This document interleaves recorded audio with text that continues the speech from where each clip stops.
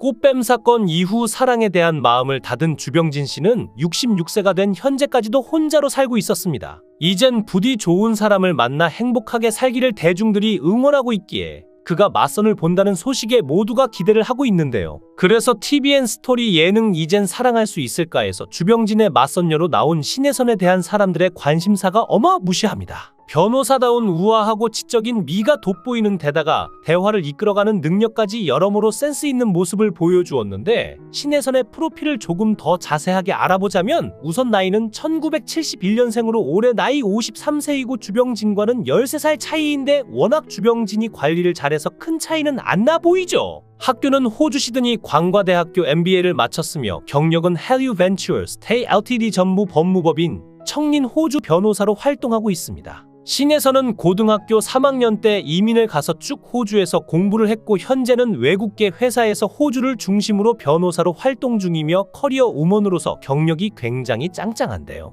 회사 업무상 한국과 호주를 왔다 갔다 하며 법률 자문을 담당하고 있으며 기업 가치평가 등의 업무를 주로 맡고 있는데, 현재 호주 시민권자이기도 한 그녀는 소개할 때부터 멋진 언니 포스가 팍팍 느껴졌죠. 주병진 역시 회사와 사업을 여러 개 운영했던 바, 그녀와 통하는 바가 많아 보였는데요. 결혼정보회사 성지인 대표가 두 사람을 연결시켜준 이유도 삶을 진취적으로 대하는 자세 등의 인생관이 비슷할 것 같아 매칭을 했는데, 실제로 데이트를 이어가는 내내 잘 맞는 모습을 보였죠. 그럼 그녀는 왜 결혼을 하지 못했을까요? 정확하게 말하자면 못한 게 아니라 안 한 건데, 신혜선 역시 주병진과 같이 결혼에 대해 절대 실패하지 않겠다는 신념이 강해 결혼을 섣부르게 결정하지 않았고 지금까지 혼자라고 밝혔습니다. 그런데 이러한 점에 오히려 주병진은 큰 매력을 느꼈는데, 꽃뱀 사건 이후로 신중하게 결정하는 주병진과 실패를 하지 않기 위해 신중에 신중을 기하는 신혜선의 가치관이 딱 맞았고 여러 가지로 잘 맞는 게 보였죠. 무엇보다 신혜선의 이상형은 예전부터 주병진이었다고 하니 화면 너머로도 설렘이 전달됐고, 보통 이상형과 함께 있으면 성급한 모습을 보일 법도 하지만 그녀는 대화를 자연스럽게 이끌어가면서도 차분하게 대화를 이어가 사람을 대하는 데 있어 신중함이 느껴졌는데요. 주병진 역시 첫 번째 맞선 때보다 편안한 분위기로 뭔가 잘 되어갈 것 같은 설렘이 느껴졌습니다. 주병진은 SBS 미운 우리 새끼에 출연해 자신이 살고 있는 초호화 펜트하우스를 공개한 적이 있는데요. 200평대 럭셔리 펜트하우스로 지난 2012년 12월 완공된 주상 복합 건물로 테라스 사우나 시설뿐만 아니라 게스트룸 넓은 평수의 침실을 자랑했고, 시세는 정확하게 알려지지 않았지만 2022년도 시세로 대략 60억에서 100억 원에 달하는 것으로 알려졌습니다. 주병진은 아직 결혼을 하지 않았으며 펜트하우스에서 혼자 살고 있는데, 어머니가 나중에 장가가면 이런 여자를 만났으면 좋겠다고 말을 했지만 그것을 지키지 못하고 있다며 아쉬워했는데요. 주병진은 전에 방송하던 당시 고현정을 이상형으로 꼽았지만 당시 자신이 없어 말 한마디 못했다고 합니다. 주병진은 66세라는 나이로 이혼남 이미지가 있지만 앞서 말했듯이 주병진은 아직까지 결혼을 한 번도 하지 않은 미혼인데, 일각에서는 그가 미혼인 이유가 2000년에 불거진 꽃뱀 강민지와의 사건에서 큰 충격을 받았기 때문이 아니냐는 의문을 제기했는데요. 주병진은 1990년대 당시 일요일 밤에 등으로 큰 인기를 얻었으며 그 시절 10대, 20대를 대상으로 실시한 조사에서 가장 인기 있는 남자 개그맨으로 뽑히기도 했지만 어느 순간 브라운관에서 자취를 감추었는데 그럴 만한 이유가 있었습니다. 주병진의 진정한 꿈은 개그맨이 아닌 사업가였는데, 웃음으로 먹고 사는 것보다 자신만의 아이디어로 세상을 바꾸고 싶었던 그는 1990년에 속옷 브랜드 좋은 사람들을 창업하는데, 당시 대한민국의 남성 속옷 시장은 매우 단조로웠죠. 하얀 삼각 팬티가 전부였는데 주병진은 일본 여행 중 충격적인 경험을 합니다. 일본 남성들이 알록달록한 트렁크 팬티를 입고 다니는 모습을 보고 이게 바로 기회라는 직감이 들었고, 한국으로 돌아온 주병진은 재래시장을 돌며 독특한 원단을 찾아다녔죠. 그러던 중 금색 줄무늬가 박힌 화려한 원단 한 볼트를 발견하게 되는데, 그는 이 원단을 보자마자 이거다를 외치며 팬티 제작을 시작했습니다. 그런데 문제는 당시 한국 사회에서 남성 속옷의 화려함을 접목한다는 건 미친 짓에 가까웠지만, 주병진은 주저하지 않고 속옷도 패션이다를 외치며 기발한 광고를 제작했는데요.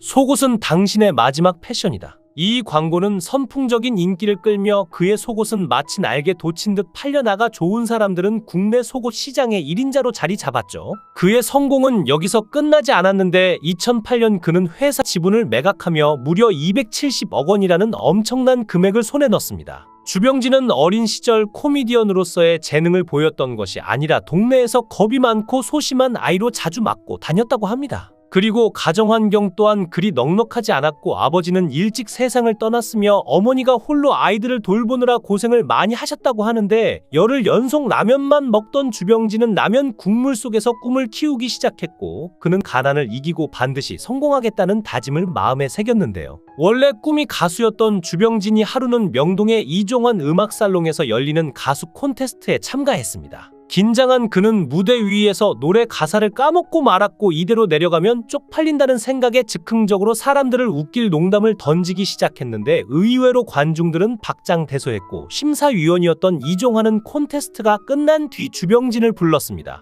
너 가수 말고 코미디언 해보는 게 어때? 그 한마디에 주병진의 인생은 새로운 길을 걷기 시작했는데 이종환은 그를 특채로 뽑았고 주병진의 웃음 세계는 본격적으로 막을 올렸죠. 그러나 코미디언으로서의 시작도 쉽지 않았는데 방송국에서 몇 개월간 수입이 없었던 주병진은 버스 차비조차 떨어지자 어머니에게 차비를 달라고 부탁했을 때 어머니는 눈물을 머금고 말했습니다. 병진아, 어제 꾼 돈도 아직 못 갚았다. 그 말에 주병진은 더 이상 차비를 요구하지 못하고 집에서 방송국까지 걸어다니기 시작했는데 서울의 차가운 겨울을 견디며 걸어가는 길 위에서 그는 자신의 굳은 결심을 되새겼습니다. 언젠가 이 길을 차로 달리며 웃을 날이 올 거야. 하지만 곧 주병진의 재능은 입소문을 탔고 당시 TBC 방송국에서 새로운 개그 코너에 출연자를 물색하던 김웅래 PD는 주병진의 이야기를 듣고 직접 찾아왔습니다. 네가 그 병진이냐? 웃긴다며? 그 자리에서 몇 가지 테스트를 본 김 PD는 확신을 가졌습니다. 그 당시에는 일본식 슬랩스틱 코미디가 주류였는데 주병진은 이를 탈피해서 마치 영미식의 스탠드업 코미디 스타일을 구사해 큰 인기를 끌게 되는데 그래서 별명도 개그계의 신사였죠. 그의 대표작이라 하면 단연 MBC의 간판 예능 일요일 밤에를 빼놓을 수 없는데 원래 이 프로그램은 KBS의 강력한 경쟁작 쇼 비디오 자키에 밀려 고전하던 상황이었습니다. 특히 쇼 비디오 자키의 인기 코너였던 스리랑 부부는 당시 주말 저녁 시청률을 집어삼키는 괴물 같은 존재였죠. MBC는 이를 타개할 비장의 카드로 주병진을 메인 MC로 발탁했는데요. 주병진이 아니면 이 배를 가라앉기 전에 살릴 사람은 없다. 그리고 그 선택은 신의 한 수가 되었는데 주병진은 단순히 프로그램을 이끄는 MC가 아니라 웃음의 판을 다시 짜는 전략가였고 당시 함께한 패널들은 지금도 전설로 남아있는 노사연, 김은국 그리고 이경규 같은 스타들이었지만 그때 이 스타들은 지금처럼 전설이 아니라 무명의 새싹들에 불과했죠. 특히 이경규는 지금은 대한민국 예능계를 대표하는 예능 대부이자 후배들의 존경을 한 몸에 받는 거물이지만 그 시절에 이경규는 주병진의 그림자에 불과했습니다.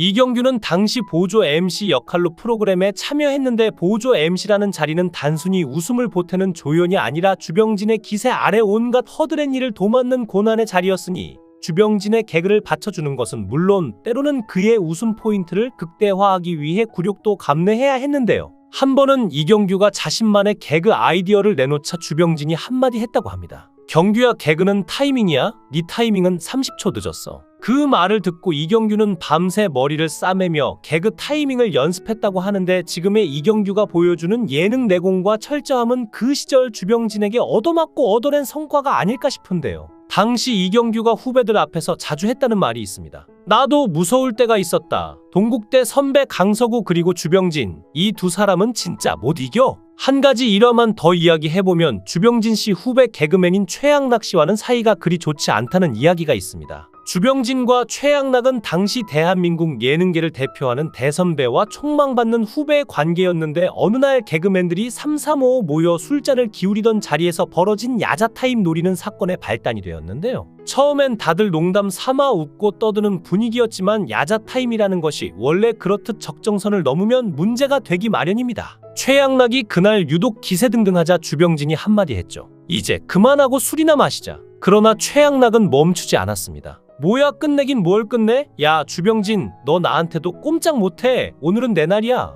주변에서는 긴장감이 흐르기 시작했는데 선배들 사이에서 군기가 가장 엄격하다고 소문난 주병진이었지만 술자리에서는 유머와 여유로움을 잃지 않는 신사로 유명했기에 다들 설마 했는데요. 하지만 최양락의 계속된 약 올리기에 주병진의 인내심이 한계를 넘었고 족발은 단순히 안주로 끝나는 것이 아니라 족발로 최양락의 이마를 내리치기 시작하자 최양락이 외쳤습니다. 아, 형, 이거 농담이잖아요. 주변에 있던 이마룡과 전유성이 황급히 달려들어 상황을 진정시키자 최양락은 결국 눈물을 흘리며 술자리를 떠났고 이 사건은 개그맨들 사이에서 전설처럼 전해졌죠. 주병진 씨는 그간의 방송 활동과 개인적 경험을 통해 많은 사람들에게 웃음과 감동을 주었으며 이제는 새로운 사랑을 찾기 위한 여정에 나서고 있는데요. 과연 주병진 씨가 새로운 사랑을 찾고 어떤 이야기를 만들어갈지 기대가 되고 있습니다. 영상을 끝까지 시청해 주시고 귀한 시간 내주셔서 대단히 감사합니다. 구독, 좋아요 꼭 부탁드립니다. 더 좋은 영상으로 보답하겠습니다. 거원